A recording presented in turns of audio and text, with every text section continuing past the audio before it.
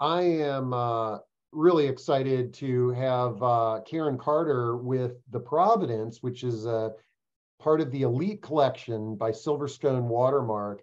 And Karen, first off, thanks for your support of the positive aging community. And tell us a little bit about your community. And you've got several sister communities and a few more coming down the road here in the Mid-Atlantic. And then we're going to talk a little bit about this exciting screening that you're involved with a documentary on Robin Williams. Yes. Thanks, Steve. Thanks for having me. I will be brief. As Steve has informed you, I do work for the Providence Fairfax, which is one of the members of the Elite Collection. The Providence is located on the edge of Vienna, just next to the Vienna Metro station. So if you're familiar with the Metro West neighborhood, under those auspices, you know exactly where we are. We are an assisted living and memory care community. We have two sister communities up and running right now. The Landing in Alexandria has independent living, assisted living, and memory care. And the Seneca, located in Rockville, has assisted living and memory care. We're also building the Trillium at Tyson's, so more on the horizon. Yep, and then I saw also when I went to the website to pull this down that you've got another one coming in Montgomery County as well. That's exactly right. I forget about that one. Sorry about that. So, okay. So now, one of the main reasons I wanted to have you on is to talk about all three communities are doing a screening and discussion on Spark, which is the documentary that talks about Robin Williams and his battle with Lewy body dementia. I've got the trailer ready and up to go, but do you want to share some of the details of that screening? I'd be delighted to. Thank you. First and foremost, we're very excited to be partnering with Insight Memory Care Center and the Lewy Body Dementia Association to be able to present this. It's going to be held in all three communities. So an in-person screening on Thursday, March 16th. The movie will start roughly about 6 or 6:15. There will be an introduction from the Lewy Body Dementia Association. The movie will be screened, and then there will be an open panel discussion where folks in the audience in all three communities will be able to ask questions to the panel who will be coming to us live from a different location. So very similar to what we're doing here. Yeah, absolutely. And I dropped in a link where you can pretty easily access all three of those screenings. And, our audience has expanded geographically beyond the Mid-Atlantic. So I know that there's some folks that are probably in the audience and they're like, hey, I'm in California. But so what do you say, Karen? I try to load up the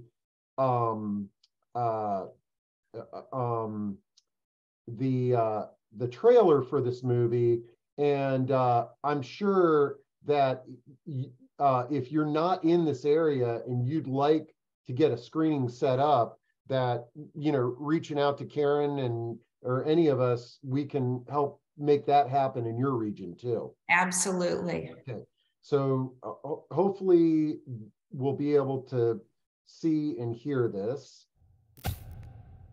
For me, if it would be anything, it'd be a neurologist, because the brain fascinates me. It's quantum neurology, it's quantum physiology, that the moment you think you understand it, it comes out with something else. Looking at how Robin's brain had been affected, this was about as devastating form of Lewy body dementia as I had ever seen. It makes sense why he was experiencing what he was experiencing.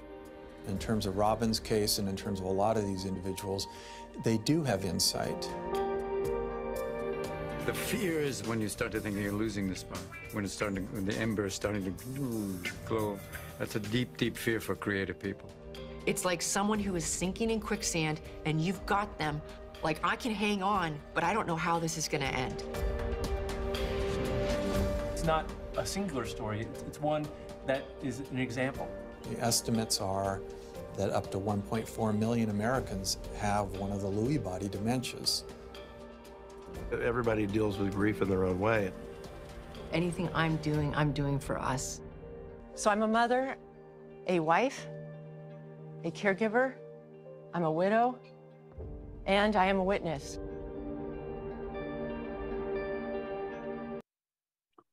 All right. Well, whoops. That looks fantastic. And I tell you, if any of you in the audience have had to have a loved one who had Lewy body dementia, a lot of times they're younger, and it can be really devastating. So this should be a great screening to build awareness, and then the discussion can also be a resource for folks of any form of dementia. What a great thing to go to where you can collaborate with and meet some other people. So Karen, thanks for everything. Make sure you drop your contact info into chat for everybody. And again, thank you to you and the Elite Collection communities for their support of the positive aging community. Thank you, Steve. All right. Okay. Well, now we are gonna shift gears here to a different topic. Although it may intersect a little bit with dementia, but this is we've got Dr. Dowler, who wrote the book, It's Never Too Late, Your Guide to Safer Sex After 60. And Dr. Dowler, as I had said at the top of the discussion, this is a topic, we've explored a lot of topics in these discussions over the last few years, but we haven't talked about sex after 60. So I was delighted when we had an authority that could help us have a conversation on this. Before we dive into learning about your book and talking about safe sex after 60, tell us a little bit about your background and what led to you taking this career path. Thanks for having me on today. I'm excited. Thanks everybody for taking the time to talk about this really important topic that we tend to shy away from. I'm glad to have the conversation with you all today. I am a family doctor. I've been in practice a little over almost 25 years now. Gosh, I'm getting up there myself. So this is a topic that's really near and dear to my heart. The sexual health has been part of my trajectory in medicine from the beginning, although I did regular family medicine practice for a lot of years for all ages across the age spectrum. But for 20 plus years, I've been in the STD clinic of the health department. So I like to say STDs are my side hustle. So I am I have a leadership role in state government right now, but I'm still in the STD clinic once or twice a month because it's really kind of where I get to feel anchored and do what I really love doing the most. And so I'm a North Carolina native, born and raised in North Carolina, trained in North Carolina, but have done more and more at the national level with my leadership, helping lead the Medicaid program in North Carolina with the COVID response and actually with the sexual health work. Great, man. And how we got connected is I saw that you recently published a book, and I've got the Amazon link on the screen, which I'll drop into chat for everybody. It's Never Too Late, Your Guide to Safer Sex After 60, and Johns Hopkins Press. Tell us what led to you, putting this book together, and we can dive into, take a look at the table of contents in a moment, but tell us what led you to put this book together? Well, so this particular book actually was a spark after one of my rap videos went viral. So I'm not your typical family doctor. I like to rhyme a lot. So I write a lot of limericks, and I have used rap or rhyme to be an educator ever since, like, going all the way back to high school. And so all through medical school, I've always used rap and rhyme. And so I had done an STD rap video for younger adults that got a few thousand views. People were interested. And then I did this one. That's the other link is the around STDs in the older population called STDs Never Get Old. And I'll tell you what spurred that, but we're just going to play a few, like 30 seconds from this video, which all the actors in the video are my parents or children or neighbors. This is definitely a crowdsourced video, but you want to play like maybe 30 seconds of it just to get people sort of in the mood to talk about this. Okay, so this is STDs Never Get Old, and we're starting this about midway through, but I'll make sure to drop the whole video in so everybody can have a full watch. Okay, here we go. Action. STDs are a problem. One way to solve it. See your family doctor. Safe sex, baby. Safe sex, baby. Safe sex, baby. Safe sex, baby. Take heed. I'm an STD poet. Rap Dr. D, I want you to know it. My town. I see these infections give bad news when they are detected. Sex can be a germ spill. People aren't safe for real. Virus and bacteria sexually transmitted. How to be safe, make sure the condom's fitted. I'm Rap Dr. D, and I want to help you be free of herpes, AIDS, and HPV. All these STDs really are stealthy. Without them, your sex life will be healthy. No lame excuses, you know to take precautions. Rap Doctor out, hope your golden years are awesome. If you've got a problem and condoms won't solve it, see your family doc, maybe they can resolve it.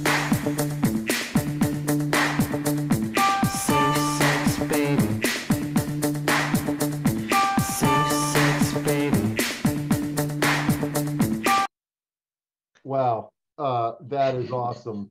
Okay, man, what a preview to the discussion that we're going to have here, folks. And I'll make sure to drop that into chat here so you can take a full read of this. And man, you're a real Renaissance woman, a medical doctor and a rapper, and I think the other video you had a country music hat on. So this is really cool.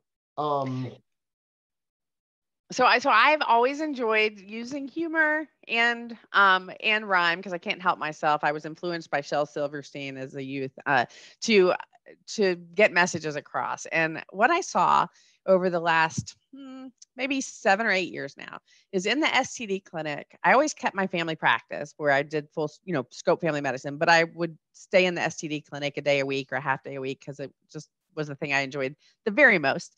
I noticed that the age of the people coming into the clinic had changed, and that instead of being like an average age of 20 or 22, where you had a lot of teenagers and young adults, all of a sudden I was like, whoa, the average age is more like 40. And now I would say there are some days I'm in clinic, the average age is 50. And that means there are a lot of people over that age range to balance out the teenagers who are still coming in. And it was the day when someone, an 80-year-old, actually pulling their oxygen tank behind them, came into clinic, that I said, something is different. And that's when I started researching and looking at the data and really seeing that the rates of infections across the board are just going up and up and up in the older demographic, which I will say is 55 plus, for the purposes of how we report sexually transmitted infections. And it's continued. That trend and trajectory has continued. So it seemed like a great opportunity to do some education. Man, this is great. And actually, Sue has a question right out of the gate here. And this is also another great reminder for the best part about these discussions are responding to your questions and your comments. So don't hesitate. And I believe in the Q&A, if you want to ask a question anonymously, you can do that, okay? So if you're feeling a little shy about this topic, you can do it anonymously in there. But Sue asks, I'm curious to know the prevalence of STDs in elder care communities. Dr. Dowler, do you have any data on that, or is that something that's tracked? Yeah, so not specifically tracked, but what we have seen is that, and it depends on what you mean by elder care communities. So it's that whole range of retirement communities where folks are just independent and doing their own thing. What we like to say, the college days without work or classes. So where all sorts of fun stuff is happening. We should all be so lucky. And then then you move into assisted living or into memory care units, and we're definitely seeing infections across all those domains. They're really different topics. So the book is really geared towards people who are living more independently and able to give consent. The issues that you see in the retirement, I mean, in the, like in a memory care unit, are really different, because while there's a lot of sexual activity happening there as well, you run into consent issues that can be really challenging to navigate for administrators in those homes, and for family members who are trying to navigate, is this okay? What's happening with my family member? But the rates are going up, no question, across the 55 to 64 and then the 65 plus. And every state tracks their own data, but it ultimately all feeds into the CDC's and the national data. Unfortunately, that national data lags by a couple years, because by the time the counties collect it and they send it to the state, who sends it to the CDC, it just takes a while for that to happen. But undoubtedly, rates are going up everywhere. If you look at North Carolina specifically, which I do all the time because I work for the state government, we have seen doubling rates year after year after year in 55 plus and 65 plus communities in our state. So while older adults are not getting infections at the same rate as the teenagers are, right? We get it. The teenagers are having more sex than anybody. They are seeing increasing rates consistently, and even through the pandemic, the rates have continued to rise. And, I imagine that, with reporting of all data, that there's an element of, embarrassment, that may skew the data for the older adult as well. It's sort of like, I'm not going to report this. I'm going to, keep this under the table, what have you. Well, every state has different rules about what are required infections to report. And this is one of the challenges level. So North Carolina has certain reportable infections where if I see someone with chlamydia or gonorrhea or syphilis or a handful of things, I have to report it to my county, and then they have to report it to the state, and that has to be reported to the CDC. But it varies around the country of who reports what and what's compulsory or not. Nobody's tracking a lot of the infections. So we don't have data on herpes or on human papillomavirus. We don't have data on some of the newer infections that some of you may not have even heard of before. So what we do have is the data that we have tells us that we are seeing alarming trends. And we know that we're missing a lot of the infections. There are a lot of people out there that are asymptomatic. They don't feel infected, and so they're not getting tested. Maybe they're not telling their primary care doctor that they're sexually active or that they have a new partner, and they don't feel any symptoms. And so therefore, we don't even know they're infected yet, but they're spreading the infection to other people. Yep. Okay. One of the things, keep the questions coming in, and I see a couple people have their hands raised, but what I like to do with authors, and I want to do this sooner than later with you, is go back to the Amazon page here, and let's take a peek inside the book. And I'm going to scroll down to your table of contents here, and so that we can sort of see the organization of the book. But this is also sometimes works out to be a great opportunity for some talking points to kick off our discussion here. And so, it starts off with chapter 1. You may be wondering why I've called you here today. I can imagine what you how you open this book up, but tell me a little bit about that chapter. Well, so throughout the book, I have lots of stories. So I tell patient stories. I have, quotes from older adults that I interviewed for the book, but also doctors that take care of adults. And I tell a lot of stories about patients I've taken care of, just because you can learn lessons from other people's experience. And so I actually start off the book with a really sweet story of someone I know who in her mid-70s started dating for the first time, and since her husband of many, many, many years had died, and she never imagined that future for herself. She didn't think she would ever date again. And it's really sort of a lovely story about her falling in love in her mid-70s when she least expected it. And so I think one of the things I want to say about the book is this is not like a shame on you book. This is a heck yes. We should all be so lucky to enjoy healthy sexuality in our older years, right? I don't think there should be absolutely zero shame in that. And we've got this sexual revolution children who are now retiring. And so we should expect nothing less than for them to continue to push the envelope about how we think about sexuality. And that is great. So the book is celebratory. It is not a book about shaming or making people feel embarrassed.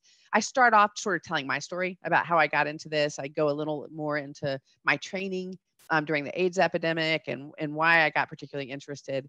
And then I talk about some of the trends. Sex in the 21st century, it's different. There's all sorts of things out there that you've never heard of before, especially if you've not had a sex ed class in 20 or 30 or 40 years, or maybe ever, depending. So it's this idea of we've got to get caught up.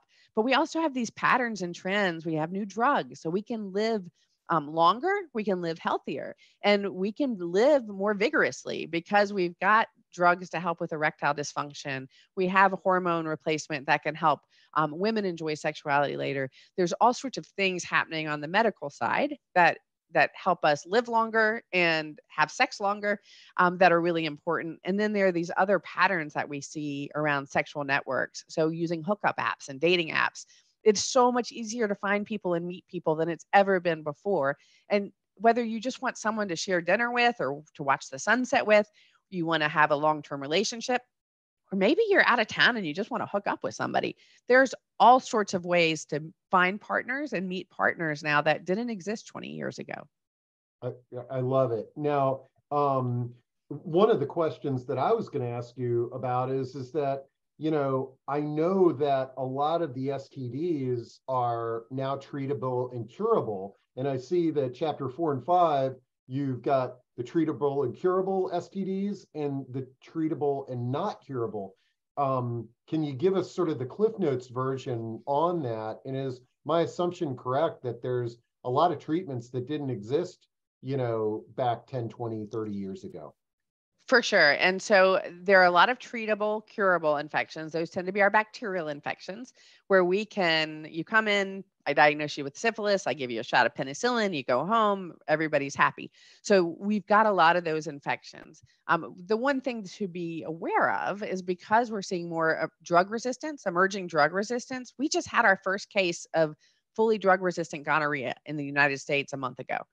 So drugs are bacterial infections we could treat historically, we're now actually losing our grasp on. And that's one of the reasons why it's so important to catch these infections early and treat them early so that we can get around this. But there are lots of infections that are permanent. You have them forever. Are they going to kill you? No, very unlikely. Are they going to cause you discomfort? Probably. Is it going to make you have to have some awkward conversations that you wish you didn't have to have? Probably. And then there's this handful of infections that could actually shorten your life and lead to death. And it's just important to understand the lay of the land and what's out there so that you can be armed and protected. Or maybe it's not you, maybe it's your best friend or your neighbor or someone you golf with. It's how can you get knowledgeable so you can help yourself or the people around you? Okay, great. And this looks like an amazing resource. I dropped the book into the link into chat. And let's see, Leslie is asking, are boomers pushing the envelope, increasing the age limits on sex? And before you answer that question, one of the things that I was going to say is that one of our, in addition to solo aging, which, for you solo agers out there that are dating, this has implications. But the other topic that is probably one of our number one topics is ageism.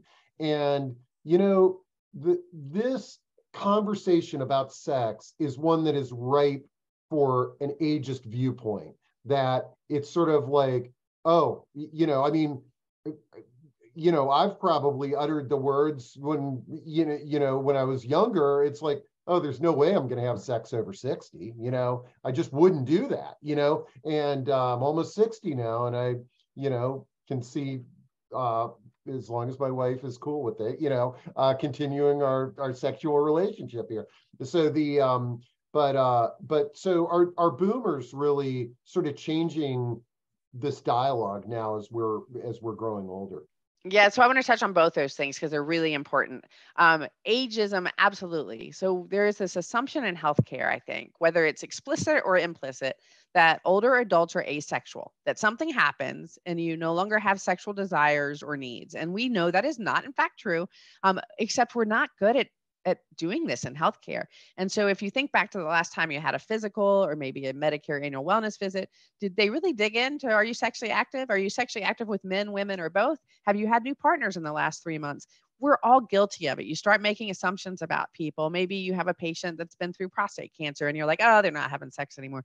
But they might be, and they might be having other types of sex that put them at risk. So we have to do better in healthcare. And there's a chapter in the book about this, around how healthcare really needs to do better at not assuming older adults are asexual, but also all of us patients have to do better at being honest, because a lot of the times we'll sort of not acknowledge the question, or we'll blow it off, or not be completely honest because we're embarrassed.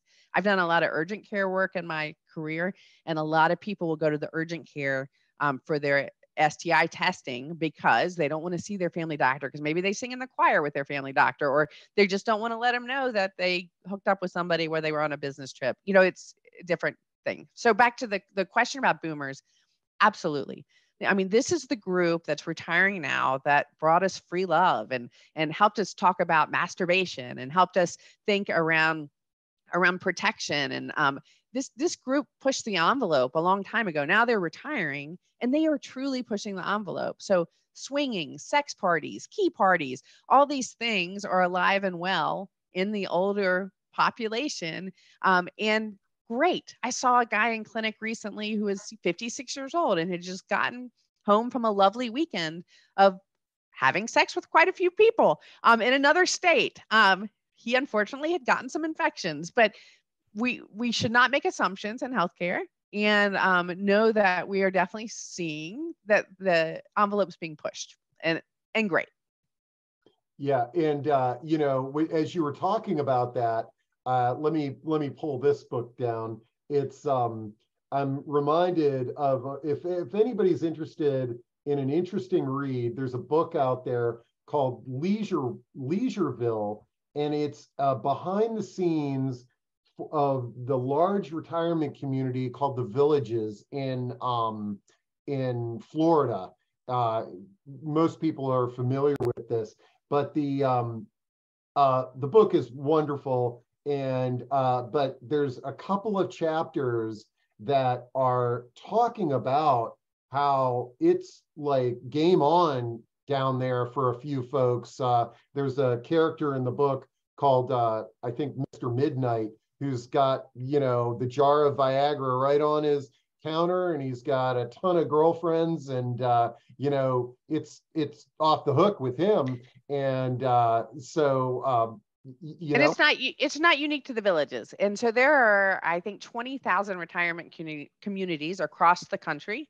And that's another pattern and a trend we're seeing. People are retiring earlier because of investments at the federal government level and towards retirement. People have money at retirement in a different way than they did maybe 30 or 40 years ago. And so they're going into these living close together with other like-minded people. And we're seeing that people are sexually active longer. Great. Okay, let's see. We got a question. Does your book cover self-love without a partner? Safety on using battery-operated boyfriends. Wow, I've never heard that term. Thanks for sharing that. It is actually, yes. I talk about sex toys in the book because we see people coming in with infections, usually because they've shared sex toys with other people and not understood that that can actually transmit infections. And so I do cover sex toys, sex toy hygiene, and some of those other topics. I talk about a lot of things. I talk about kinks and some of the risks with aging around kinks. Some people have to modify how they're sexual because of, you know, arthritis or other physical limitations that are different in an aging population. Great. Okay. I've got a couple of people that have their hands raised, Millicent and Lynn. And if your hand was raised not by accident, I've opened up your microphone. Feel free to ask a question. A lot of times people click those buttons by mistake, but if you don't need to open your mic unless you had a specific question or comment that you wanted to share. I want to say something, yes. How did you get my email address? Well, nobody would have their email if they weren't signing. Somebody signed you up, because I can't. Yeah, so we're either you or somebody signed you up. I didn't sign you up for that. You didn't set me up with it. Maybe it's something similar to wellness that set me up, something similar to this that set me up. Some woman named Lionheart, or something like that. Okay, well, feel free, send me an email. I'm happy to take you off the list, and I apologize if you were invited to this and you're not the one that signed yourself up. But thank you. I'm not the one who signed myself up to it. Okay, all right. Yeah, shoot me an email, or I'll go in. I'll make sure that we remove your email. Okay. All right. And let's see. Okay, it looks like. Should I put my email in questions and answers? No, don't do that, because I don't want you sharing it. I'm writing down your name, and I can look up your email. All right. I don't have time for these. Okay. All right. Let's see. Okay. All right. And let me just make sure that I take care of that with Millicent. And then it looks like Mona, you've got your hand raised, and Mona, did you have a question or comment? I do. I guess my situation is unusual in that I was divorced for 20 years, did a little bit of dating, but not much, and connected with a friend that I made as a freshman in college who had just lost his wife and needed some surgery that he wasn't going to be able to drive. So I came and stayed with him and helped him with the driving, and things blossomed from there. So I'm more interested in a little bit more the mechanics, not so much worrying about an STD as, the mechanics of ED. Sometimes the drugs don't work. In order to have pleasurable sex, I would have to be using estradiol, which I am not interested in doing because of the estrogen. So is there anything out there where we can talk with somebody about issues? I mean, we're doing real well with them, but I think I was born just before the revolution, and a committed relationship and companionship and someone to bounce ideas off of and watch movies with is really an incredible gift at this age for both of us. So is there? Yeah, thank you. Thanks for your question, and thanks for your bravery in asking that question. And yay, I love your story. I'm so happy for you. And I would say, though, it's really important that make sure that you and your newish partner are both checked for everything, because a lot of people do have asymptomatic infections that could cause problems or cause discomfort with sex or other problems. As far as the mechanics and logistics, I do reference this in the book some, but the book is, I am not a sex therapist. So I'm the person you come to when you've already had really good sex and you've unfortunately gotten an infection. So, but I do reference some books in my book that I think are really good. And I reference some websites that I think are good. There are lots of ways to get around erectile dysfunction now, lots of different options, working with a urologist. And for women, I'm a breast cancer survivor myself. And so I don't I'm not going to be able to use estrogen products in my postmenopausal state. There are other things that can be done. And so that's a really important conversation to have with your primary care doctor or your gynecologist or urogynecologist to help you find the right balance of things that are safe without using hormones if you're someone that hormones aren't an option for. Right. And I think people need to know, as we've discovered, that you don't have to have an erection to have an orgasm. Absolutely. Yes. And there's all sorts of, yes, and lots of different kinds of sex people can have, and that's okay. And but one of the things that's important and that I talk about in the book a lot is we're seeing a lot more what we call extragenital infections. And so there's sexually transmitted infections in the throat, for instance, or in the eyes. It's not from eye sex. It's from people not washing their hands, and then what we call auto-inoculation, where you rub your eyes and you end up with chlamydia in your eyes. So there are some really important patterns and trends for people to be thinking about around infections, and also risks around cancers tied to the human papilloma virus. That's really important. So I talk about that a lot. There is a vaccine out there. It's not indicated if you're over 45. So if you're reading my book, you're probably not getting the vaccine.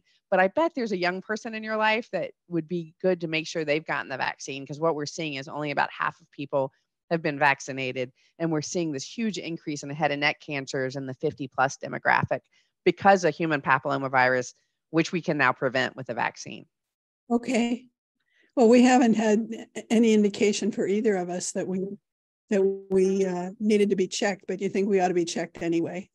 I think everybody should. You should have a baseline. It'll probably all be negative, but then and that also creates an opportunity for conversation with your primary care doctor that opens the door for the other conversations that can maybe feel a little uncomfortable around, well, is sex working for you? Is it, or, are there other things that we should talk about?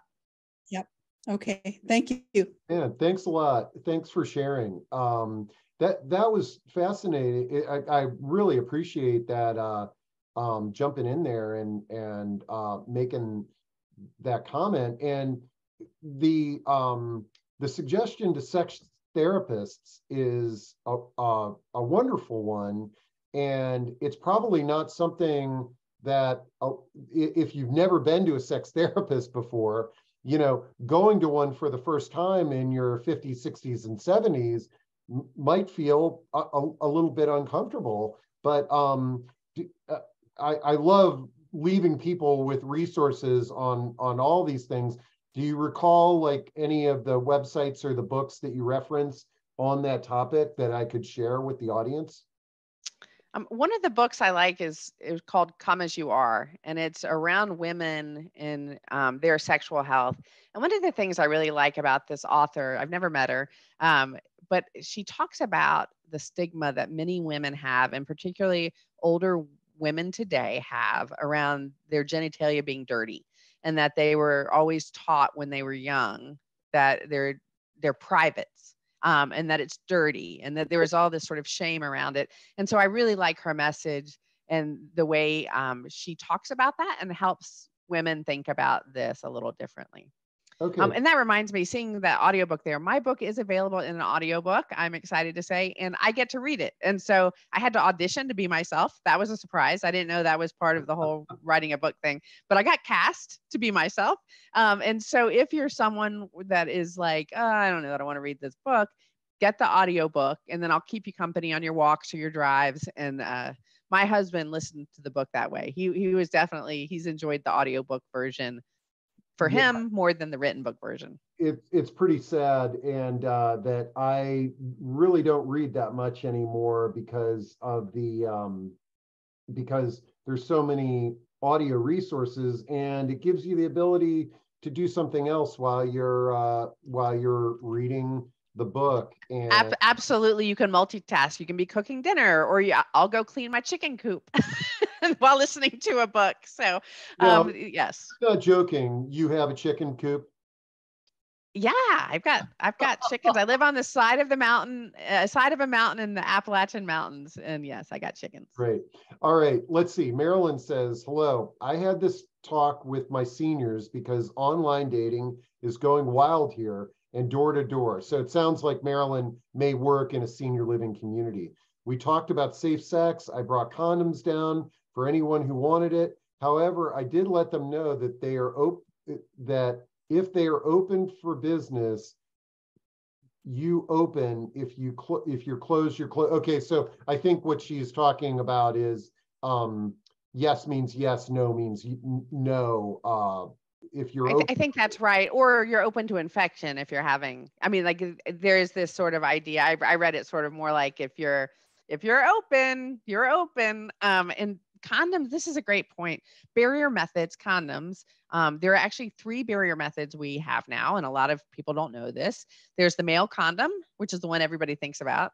There's the female condom, and then there's something called dental dams. And I talk about these in the book too, just so people understand what they are and reference them. But those barrier methods that prevent you from exchanging body fluids essentially are really important. And I think once people are not worried about being pregnant anymore, a lot of people don't think about condoms. And so they're better than they used to be. They're thinner, they come lubricated. They're not as not as unpleasant for people to use as they used to be. Some people still can't use them. They might find that they're hypersensitive to the chemicals involved or whatever the issues are. But certainly when you're engaging with a new partner, and if you've not gotten tested at baseline, I would really encourage everyone to use a barrier method just to protect yourself. And then once people are checked and tested and you've had the conversations, then you can make that decision about whether you want to drop the barrier method and take your chances on the infections that you can still get. So there are infections you can still get even when you're using a condom. You can get herpes, you can get human papillomavirus. So you're not totally protected by the barrier methods, but it sure makes it a lot harder to share things. And, another thing worth bringing up, I used to teach this general aging studies class to undergrads at UMBC, and we did a whole talk on sex at advanced age, and I believe the oldest person to give birth was in like the 70s, maybe. It was in India. So although you might assume that you can't get pregnant, you can still get pregnant over a certain age, correct? It's pretty rare, but really we're more worried about infections than pregnancy. Oh yeah, in this demographic, it's you like that's the stuff of nightmares for most of us postmenopausal people. Please don't say we can get pregnant. The interesting thing is that all of the advanced age pregnancies have pretty much occurred in India, where having a child is in the fertility clinics.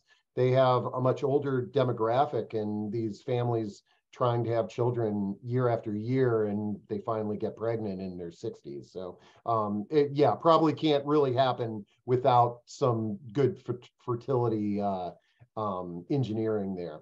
Okay. Patricia says, I'm 63 and my friend is 40. Is there anything special that we should be aware of due to the difference in our ages?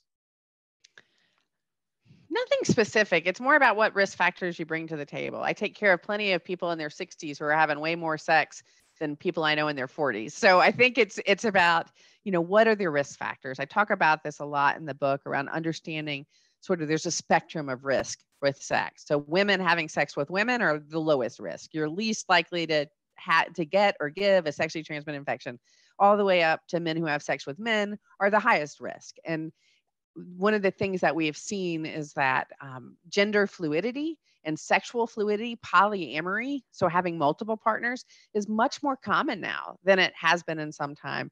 We're also seeing that some of the trends around the type of sex is really changing. So more and more people are having oral sex. Most people have oral sex, but actually the prevalence of having anal sex for men or women is much higher than it's ever been. And there are specific infections you have to think about there and think about things differently. So it's more about the kind of sex you and your partner are having and who you were with beforehand and what your risks are, and making sure that you get that baseline testing.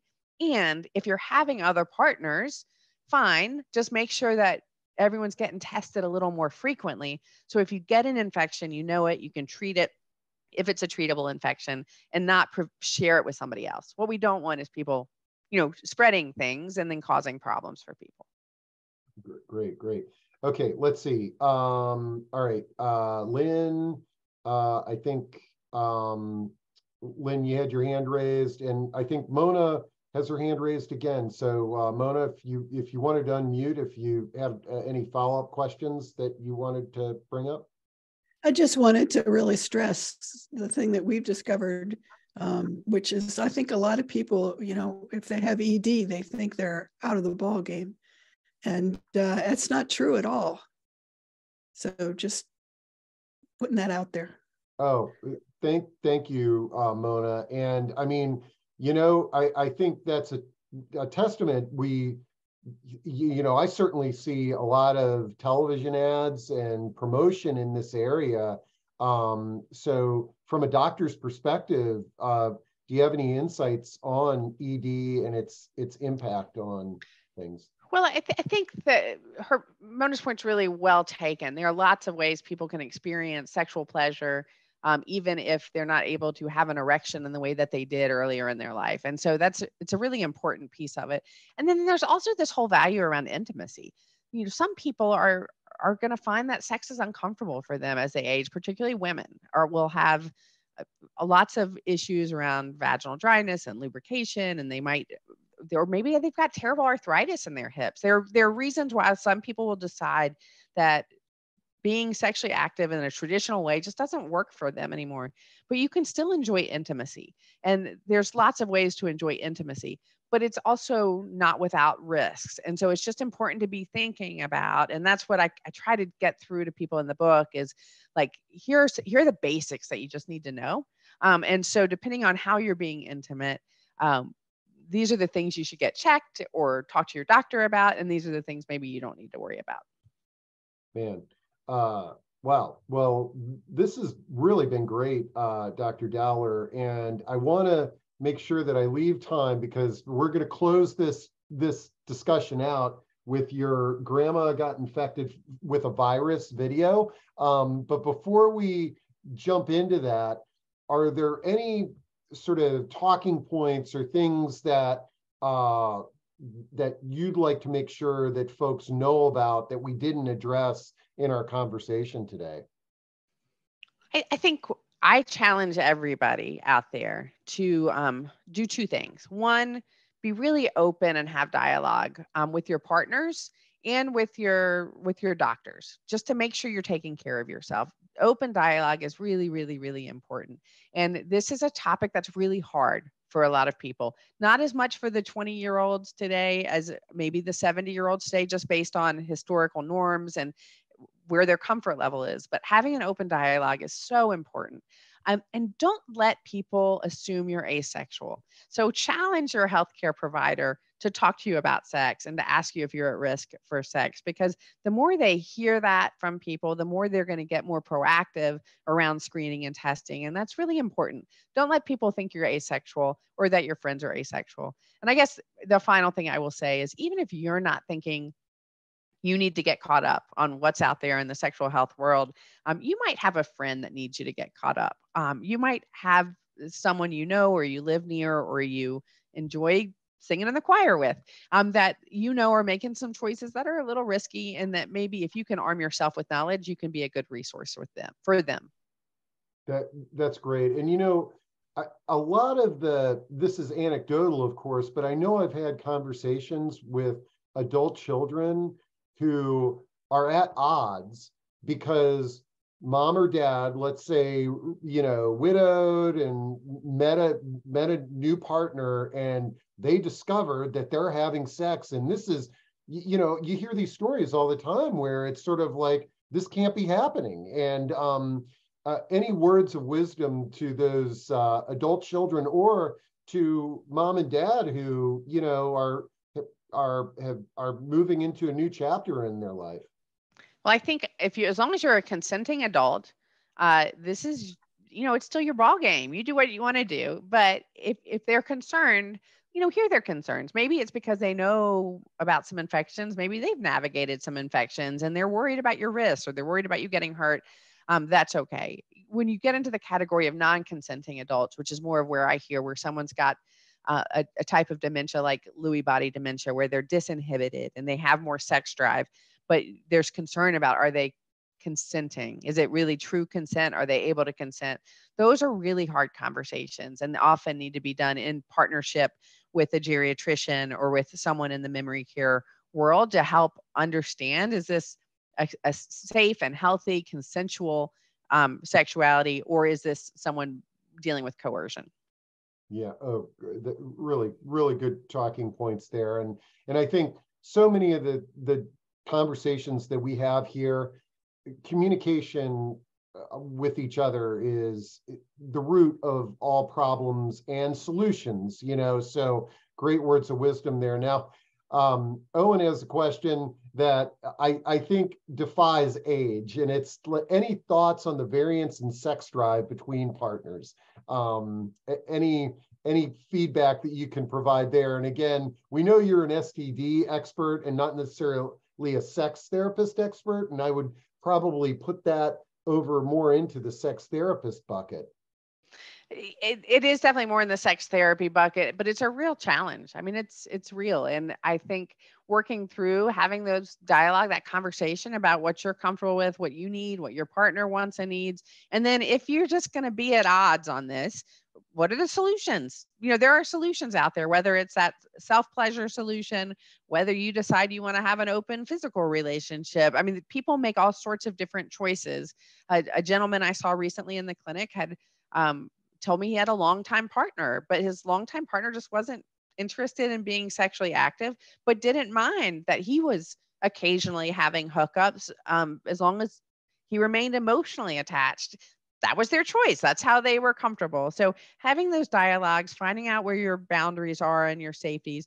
Couples therapy can be really helpful in this space because they're hard conversations to have. They can be difficult. But definitely it's all about dialogue and conversation and understanding, where people's comfort levels begin and end. Yeah, and it's just sort of a thought, as we talk about ageism and we talk about sort of an asexual viewpoint of older adults, is that again, I'm just sort of throwing darts here, but I'm willing to bet that if you were younger and you had that viewpoint, and now it's 30 years later, it's going to a therapist and talking through this can be valuable because we see this with a lot of ageist statements, and you can see where this could be one of those hot buttons. And I think one of the positives that's come out of the pandemic is this virtual world we live in. So I didn't have to fly somewhere to have this conversation with people in a room. Like, we're having this conversation in this way. The same is true for therapy. There's a lot of behavioral health access virtually, which some people feel more comfortable with. And so you might find you and your partner are more comfortable working with a therapist in the virtual world than having to drive to somebody's office and parking in a parking lot and walking in a door, where it feels a little more uncomfortable. So if that is an area where you're like, hard no, I'm not doing that, consider the virtual possibility. I love it. Let's see. I always sort of prompt that we're almost done because it always brings in a few good questions. And Leon says, what are the baseline tests that you recommend? Yeah, when you go to have a test, what do you say, and what are you being tested for? Great question. So everybody needs to have had a hepatitis C virus test at least once. And then if you're changing and having lots of different partners, you probably need to update it periodically. If you're sexually active and having new partners, everyone needs an HIV test every year. If you're having lots of new partners, you probably want that HIV test more often, or even consider taking PrEP, which is pre-exposure prophylaxis to prevent HIV infection. So half of the people living with HIV in the country right now are over 55 years of age. And that's because our treatments have gotten so good that we can suppress the virus and people are living longer and they're definitely dying of other things, not HIV, AIDS. But that means your risk of infection is higher. So remembering HIV testing. Every year you should have a syphilis test, chlamydia and gonorrhea. And that chlamydia and gonorrhea test needs to happen in the parts where you're exposed. So if you receive anal sex, you need a rectal swab. If you have oral sex, you need a throat swab. It just depends on what your risk factors are. And then how often depends on how risky your behavior is. So as I said earlier, women who have sex with women are kind of at the lowest risk category. Men who have sex with men are at the highest risk category. And I actually outlined this in the book, which tests you should have and how often, depending on kind of where your risk is, knowing that your risk will change over time and people's patterns ebb and flow. But most of your doctors should be really good at knowing the basic panel of tests and know that herpes, which is very common, a lot of people have it, as many as 1 in 4 people walking around are infected with herpes, genital herpes. There's not a screening recommendation for herpes testing. We don't have a good test for HPV. So you heard me say there are all these head and neck cancers in the 50+ crowd. We don't have a test to screen you for that. We can screen women for cervical cancer with HPV, but that's it. So a lot of the tests we still don't have either really good tests for or good screening recommendations for. Okay, great. Well, I tried to type in those tests as you rattled them off there, and hopefully that's helpful to folks. So just a reminder, we recorded this. We also have syphilis. Shannon was bringing up syphilis. Yeah, so you want syphilis testing, you don't want herpes testing. Herpes is the one that we don't have good screening recommendations for, and our test is sort of flawed. So unless you have symptoms of a herpes infection, they're probably not going to offer you a herpes test. Okay, for herpes. Okay, great. Okay. All right. So this is great. And are you cool with us watching this grandma got infected with a virus video? Yes, so a couple of weeks ago, I was inspired on my drive home from church. I don't know why, but I got this song popped into my head as I was driving down the mountain, and I went home and recorded it that afternoon. So I usually do like rap the best, but I broke from rap and did a cover for country. Okay, all right. So let's share this. Don't jump off, Dr. Dowler. I want to say thank you after this is done, and I hope you all enjoy this video, and let's see what we got here. All right. Grandma got infected with a virus, having sex with Fred on Christmas Eve. You may think there's no such thing as herpes, but as for Fred and Grandma, they believe. She'd been swiping right all day long, and we begged her not to go. But she was itching for some lovin', so she took that random fella for a row. When we saw her New Year's morning, she was moaning and afire. She said her bottom was a-blazing, and that Fred, he sure did dampen her desire. Grandma got infected with a virus, having sex with Fred on Christmas Eve. You may think there's no such thing as herpes, but as for Fred and Grandma, they believe.